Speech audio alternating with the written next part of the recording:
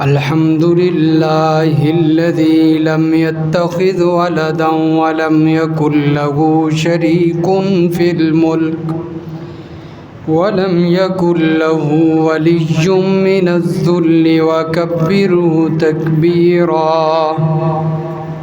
أما بعد فأعوذ بالله من الشيطان الرجيم.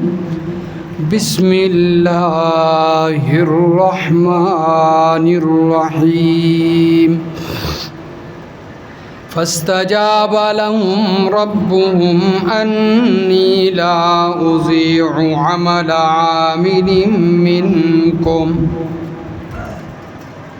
من ذكر أو أنثى بعضكم من بعض، فالذين هاجروا وأخرجوا من ديارهم وأوذوا في سبيلي وقاتلوا وقتلوا لأكفرن عنهم سيئاتهم ولأدخلنهم جنات تجري من تحتها الأنهار ثوابا من عند الله والله عنده حسن الثواب. سبحان ربك رب العزة عما يصفون وسلام على المرسلين والحمد لله رب العالمين. درود شریف. اللهم صل على محمد وعلى آل محمد كما صليت على إبراهيم وعلى آل إبراهيم إنك حميد مجيد. اللهم بارك على محمد وعلى آل محمد كما باركت على إبراهيم وعلى آل إبراهيم إنك حميد مجيد.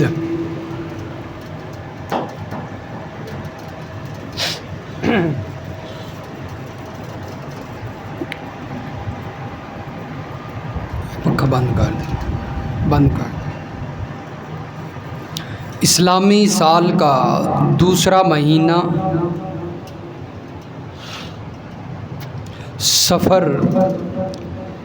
رواں دواں ہے.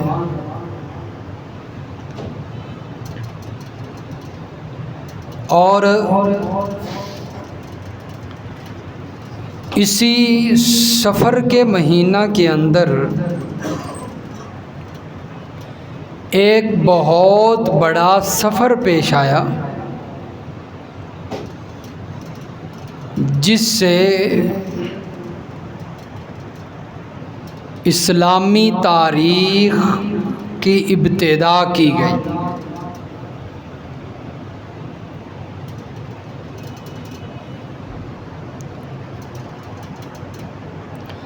اور وہ سفر ہجرت والا سفر ہے. اللہ کے نبی صلی اللہ علیہ وسلم نے صحابہ کو لے کر مکہ سے مدینہ کی طرف ہجرت فرمائی.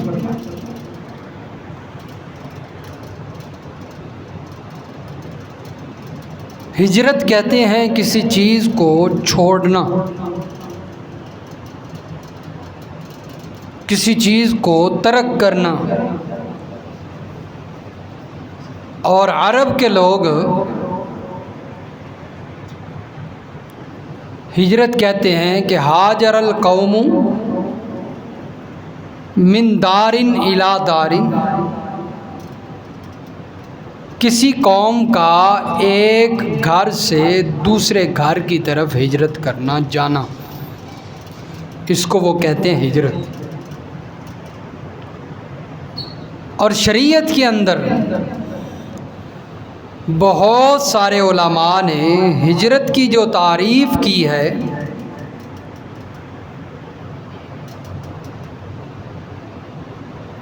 کہ ترک دار الکفری والخروج منہا الی دار السلام، دار کفر کو چھوڑ دینا، کفر کے گھر کو چھوڑ دینا، کفر والی جگہ کو چھوڑ دینا اور اس سے نکل کر دار السلام کی طرف چلے جانا، اسے کہتے ہیں ہجرت۔ اسے کیا کہتے ہیں؟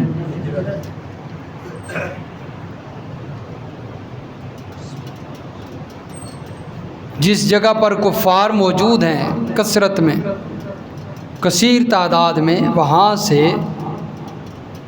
دار السلام اس جگہ پہ جانا جہاں پر مسلمان موجود ہیں، اسے کیا کہتے ہیں؟ ہجرت۔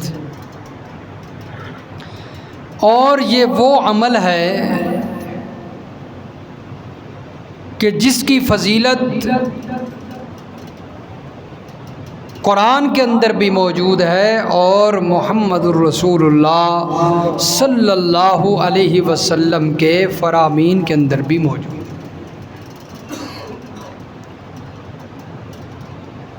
قرآن مجید فضیلت بیان کرتا ہے ہجرت کی، ہجرت کرنے والوں کی۔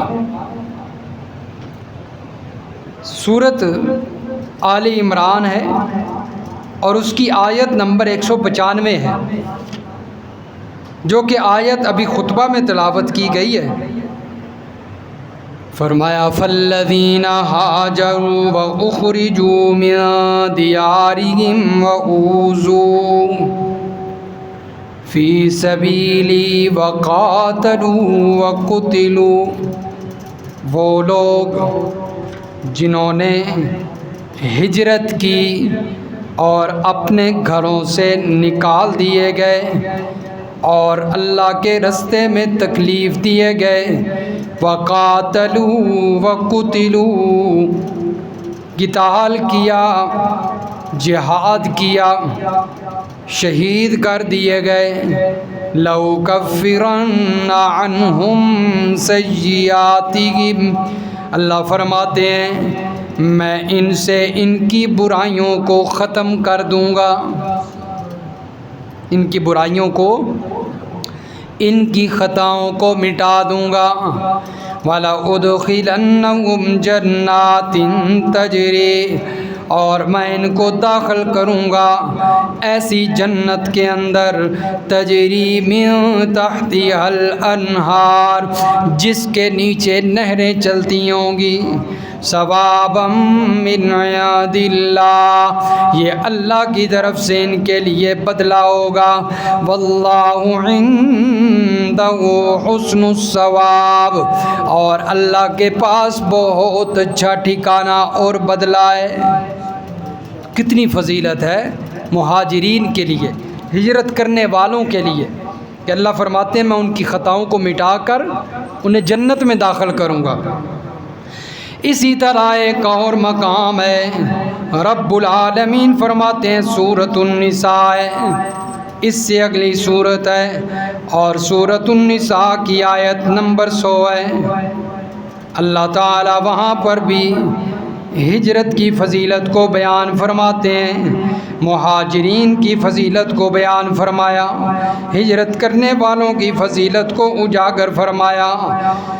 فرمایا سورۃ النساء کی آیت نمبر 100 میں، وَمَن يُهَاجِرْ فِي سَبِيلِ اللَّهِ، وہ لوگ جو اللہ کے راستے میں ہجرت کرتے ہیں، اپنا وطن چھوڑتے ہیں، اپنا گھر بار چھوڑتے ہیں اللہ کی خاطر، یجد فی الارض مراغما کثیرا وسعا، اللہ فرماتے ہیں زمین کے اندر بہت ساری جگہ پائیں گے، وسیع جگہ پائیں گے۔ اللہ تعالیٰ ان کے لیے بہت وسیع جگہ کا بندوبست فرما دیتا ہے۔ وَمَن يَخْرُجْ مِن بَيْتِهِ مُهَاجِرًا إِلَى اللَّهِ، اور جو لوگ اپنے گھروں سے اللہ اور اس کے رسول کی طرف ہجرت کر کے نکل جاتے ہیں، ثُمَّ يُدْرِكُهُ الْمَوْتُ، پھر اسی ہجرت کے دوران انہیں موت آ جاتی ہے، فَقَدْ وَقَعَ أَجْرُهُ عَلَى اللَّهِ، اللہ فرماتے ہیں ایسے لوگوں کے لیے اللہ کے ذمے ان کا اجر اور ثواب لازم ہو جاتا ہے۔ اللہ فرماتے ہیں ان کے اس عمل کی وجہ سے، ہجرت کی وجہ سے ان کے لیے میں ثواب کو لازم کر دیتا ہوں، ان کا اجر۔ وَكَانَ اللَّهُ غَفُورًا رَحِيمًا، اور ہے اللہ تعالیٰ بہت زیادہ بخشنے والا۔ اسی طرح سورۃ التوبہ ہے، پارہ نمبر 10 ہے، اور رب العالمین کا قرآن ہے۔ فرمایا سورۃ التوبہ آیت نمبر اس کی 20، سورۃ التوبہ کی آیت نمبر 20 کے اندر اللہ فرماتے ہیں الذین آمنوا وہاجروا وجاہدوا فی سبیل اللہ باموالہم وانفسہم اعظم درجۃ عند اللہ، وہ لوگ جنہوں نے اللہ کے راستے میں ہجرت کی، ایمان لائے، ایمان لانے کے بعد ہجرت کی اور اللہ کے راستے کے اندر اپنے مالوں کے ساتھ، اپنی جانوں کے ساتھ جہاد بھی کیا، جہاد بھی کیا۔ اس لیے جہاد ایمان کے بعد مسلمانوں پر یہ بھی ایک فریضہ ہے۔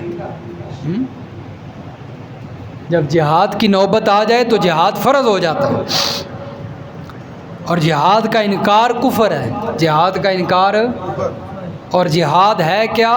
میدان کارساز میں اتر کر اعلاء کلمت اللہ کے لیے، اللہ کا نام بلند کرنے کے لیے تلوار اسلحہ کے ذریعے لڑنا کفار سے، اس کو کہتے ہیں جہاد۔ بعض لوگ جہاد کا غلط مطلب نکالتے ہیں۔ فرمایا اللہ کے راستے میں جہاد کیا، ہجرت کی، جہاد کیا، اعظم درجۃ عند اللہ، اللہ فرماتے ہیں ایسے لوگوں کے لیے اللہ کے ہاں بہت بڑا درجہ ہے، اللہ کے ہاں بہت بڑا۔ وَأُولَئِكَ هُمُ الْفَائِزُونَ، اور یہی لوگ ہیں کامیاب ہونے والے۔ يُبَشِّرُهُمْ رَبُّهُمْ بِرَحْمَةٍ مِّنْهُ، اللہ تعالیٰ ان کا پروردگار ان کو اپنی طرف سے رحمت کی خوشخبریاں دیتا ہے، وَرِضْوَانٍ، اور رضامندی کی خوشخبری آتی ہے، وَجَنَّاتٍ، اور جنت کی خوشخبری، لَهُمْ فِيهَا نَعِيمٌ مُقِيمٌ، اس جنت کے اندر ان کے لیے ہمیشی والی دائمی نعمتیں ہوں گی، مستقل نعمتیں ہوں گی، ہمیشہ رہنے والی نعمتیں ہوں گی۔ کیوں؟ انہوں نے کیا کیا؟ اللہ کی خاطر اللہ کے راستے میں ہجرت کی، جہاد کیا، تو اس لیے اللہ تعالیٰ یہ سارے انعامات دے رہے ہیں۔ خالدین فیہا ابدا، جنت میں داخل کرنے کے بعد اللہ فرماتے ہیں ہمیشہ اسی کے اندر رہیں گے۔ ان اللہ عندہ اجر عظیم، ایسے لوگوں کے لیے اللہ کے پاس بہت بڑا اجر ہے، بہت بڑا اجر ہے۔ تو ہجرت کی بڑی فضیلت ہے، ہجرت ایسا عمل ہے جو اس عمل کو کرتا ہے اس کی اللہ تعالیٰ نے بے شمار مقامات پر فضیلت بیان فرما دی اس عمل کی وجہ سے۔ ایک اور مقام ہے رب العالمین کا قرآن ہے، اور سورۃ النحل ہے، آیت نمبر 41 اور پارہ نمبر 14 ہے۔ سورۃ النحل کی آیت نمبر 41 کے اندر رب العالمین فرماتے ہیں والذین ہاجروا فی اللہ من بعد ما ظلموا، وہ لوگ جنہوں نے اللہ کے راستے میں ہجرت کی، اپنا گھر بار چھوڑا، اپنا وطن چھوڑا، اپنی جگہ چھوڑی، من بعد ما ظلموا، ان پر ظلم بھی کیا گیا، ستائے گئے، تکلیفیں دیے گئے، لَنُبَوِّئَنَّهُمْ فِي الدُّنْيَا حَسَنَةً، اللہ فرماتے ہیں ہم انہیں دنیا کے اندر اچھا ٹھکانہ عطا کریں گے، دنیا کے اندر ہم انہیں اچھا ٹھکانہ عطا کریں گے، وَلَأَجْرُ الْآخِرَةِ أَكْبَرُ، اور آخرت کے اندر بھی ان کے لیے بہت بڑا اجر ہے، دنیا میں بھی آخرت میں، صرف کس کی وجہ سے؟ ہجرت کرنے کی وجہ سے۔ لَوْ كَانُوا يَعْلَمُونَ، اگر وہ یہ بات جان لیتے، تو اس لیے ایمان کی خاطر اور اسلام کی خاطر، اپنے ایمان کی حفاظت کی خاطر دارالکفر سے دارالسلام کی طرف ہجرت کرنا بہت بڑا عمل ہے، اور یہی عمل صحابہ کرام نے، نبی علیہ السلام نے سفر کے مہینے میں کیا تھا۔ اسی طرح جس طرح قرآن کی آیات فضیلت کو ثابت کر رہی ہیں، اسی طرح نبی علیہ السلام کے فرامین بھی۔ حضرت عبداللہ ابن عمر رضی اللہ تعالیٰ عنہ فرماتے ہیں نبی علیہ السلام نے سوال کیا، جانتے ہو کہ جنت میں سب سے پہلے کون جائے گا؟ جنت میں پہلے کون داخل ہوگا؟ حضرت عبداللہ ابن عمر رضی اللہ تعالیٰ عنہ فرماتے ہیں میں نے جواب دیا، اللہ ورسولہ عالم، اللہ اور اس کے رسول بہتر جانتے ہیں، مجھے کیا پتہ کون جائے گا، اللہ اور اس کے رسول بہتر جانتے ہیں۔ نبی علیہ السلام نے فرمایا پھر سنو جنت میں پہلے جانے والے لوگ کون ہوں گے؟ فرمایا المہاجرین، فقراء، مہاجرین، ہجرت کرنے والے، اللہ کے راستے میں نکلنے والے، اللہ کے راستے میں ہجرت کرنے والے، وہ جنت میں پہلے جائیں گے۔ فرمایا جب مہاجرین، فقراء مہاجرین آئیں گے، جنت کی طرف جائیں گے، اللہ تعالیٰ جس وقت ان کے حق میں فیصلہ کرے گا، جنت کی طرف جائیں گے، قریب پہنچ جائیں گے، اور جنت کے اوپر کھڑے ہونے والے پہرے دار فرشتوں سے کہیں گے کھول دو جنت کے دروازے، ہم اندر داخل ہونا چاہتے ہیں۔ فرشتے پوچھیں گے حساب کتاب دے آئے ہو؟ یہ آگے سے کہیں گے ہم کس بات کا حساب دیں، کس عمل کا حساب دیں؟ یہ تو کہیں گے جواب کے اندر ہم تو ساری زندگی اللہ کے راستے میں نکلے رہے، جہاد کرتے رہے اور ہجرت کرتے رہے، اسی دوران ہمیں موت آ گئی، ہم نے تو اس کے علاوہ عمل ہی کوئی نہیں کیا۔ تو ان کے لیے فرشتے جنت کے دروازے کھول دیں گے اور وہ جنت میں چلے جائیں۔ کتنا بڑا عمل ہے ہجرت والا۔ تو صحابہ کرام نے یہ عمل کیا ہے۔ فرمایا کہ سب سے پہلے جنت میں وہ داخل ہوں گے۔ ایک حدیث کے اندر نبی علیہ السلام نے فرمایا، حضرت جابر رضی اللہ تعالیٰ عنہ فرماتے ہیں فقراء مہاجرین، اغنیاء مہاجرین سے 500 سال پہلے جنت میں داخل ہوں گے۔ فقراء یعنی جو غریب تھے، کمزور تھے، انہوں نے ہجرت کی۔ اسی طرح جو اغنیاء، امیر لوگ تھے، انہوں نے بھی ہجرت کی، لیکن فرمایا جو فقراء تھے، کمزور تھے، غریب تھے، ان کو اللہ تعالیٰ زیادہ شان عطا فرمائیں گے کہ وہ اغنیاء سے پہلے جنت میں داخل کر دیے جائیں گے۔ اسی طرح نبی علیہ السلام کا ایک اور فرمان ہے، فقراء کی بات آئی تو میں وہ فرمان بھی سناتا چلا جاؤں۔ ہم جو ہے وہ جو کمزور لوگ ہوتے ہیں، غریب ہوتے ہیں، فقراء قسم کے لوگ ہوتے ہیں، ہم ان سے دور بھاگتے ہیں، ہم ان سے نفرت کرتے ہیں۔ نبی علیہ السلام نے فرمایا جنت کے اندر سب سے زیادہ وہ لوگ ہوں گے جو دنیا کے اندر غریب تھے، کمزور تھے، جنہیں کھانے کے لیے 2 وقت کی روٹی بھی نہیں میسر آیا کرتی تھی۔ فرمایا جنت میں سب سے زیادہ وہ لوگ ہوں۔ اور اللہ کے نبی دعا مانگا کرتے تھے، اے اللہ مجھے دنیا کے اندر بھی فقراء کے ساتھ رکھ، اور فرمایا مجھے انہی کے ساتھ موت دے اور قیامت کے دن میرا حشر بھی انہی لوگوں کے ساتھ کرنا، غریب لوگوں کے ساتھ۔ اور نبی علیہ الصلاۃ والسلام کا ایک فرمان ہے کہ اللہ تبارک و تعالی امیروں کو بھی غریبوں کی وجہ سے روزی عطا فرماتے ہیں،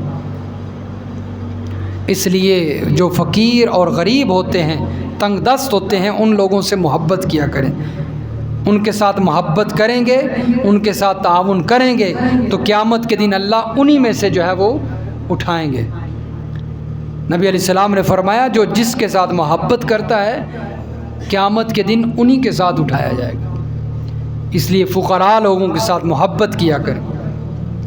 بہرحال فرمایا ہجرت ایسا عمل ہے جس کی بہت زیادہ جو ہے وہ فضیلت بیان کی گئی ہے۔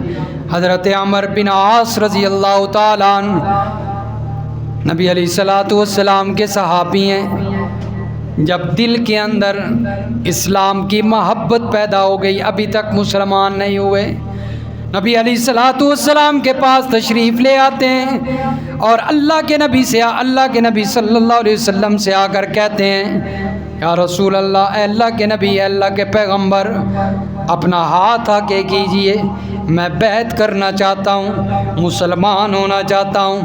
نبی علیہ الصلاۃ والسلام نے اپنا ہاتھ آگے بڑھایا، حضرت عمر بن عاص رضی اللہ تعالیٰ عنہ نے اپنا ہاتھ پیچھے کر لیا۔